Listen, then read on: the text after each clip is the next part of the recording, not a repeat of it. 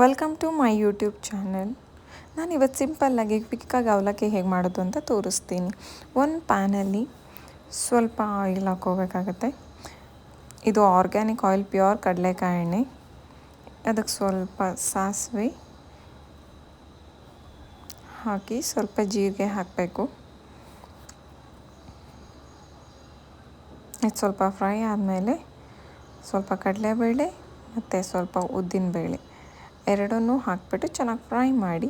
ಇವಾಗ ಈರುಳ್ಳಿ ಮತ್ತು 2 ಹಸಿಮೆಣ್ಸಿನ್ಕಾಯಿ, 1 ಈರುಳ್ಳಿ, ದಪ್ಪ ಒಂದು ಈರುಳ್ಳಿ ತೊಗೊಂಡಿದ್ದೀನಿ.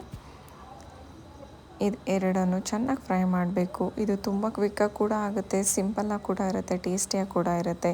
ಮಕ್ಕಳು ಕೂಡ ಕೊಡ್ಬೋದು, ಯಾಕಂದರೆ ಅಷ್ಟೊಂದು ಸ್ಪೈಸಿ ಇರಲ್ಲ. ಚಿಲ್ಲಿ ನೋಡ್ಬಿಟ್ಟು ಹಾಕ್ಕೋಬೋದು, ಮಕ್ಳಿಗೆ ಹೇಗೆ ಕೊಡ್ಬೋದು ಹಂಗೆ.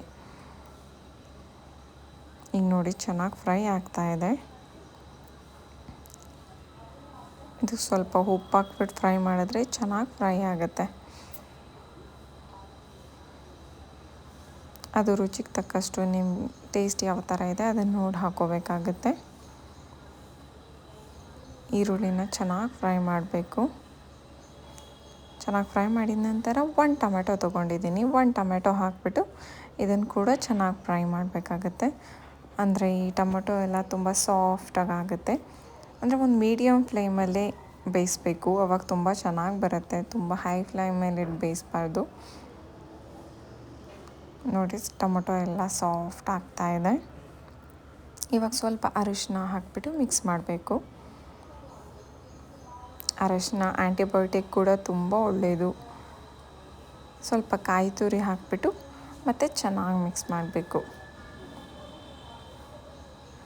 ಈ ಒಗ್ಗರಣೆಗೆ ಕಾಯಿ ಹಾಕಿದ್ರೆ ತುಂಬ ಚೆನ್ನಾಗಿರುತ್ತೆ. ನೀವು ಒಂದು ಸಲ ಟ್ರೈ ಮಾಡಿ ನೋಡಿ ಹೇಗಿರುತ್ತೆ ಟೇಸ್ಟ್ ಅಂತ. ಚೆನ್ನಾಗಿ ಫ್ರೈ ಆಗಿದೆ.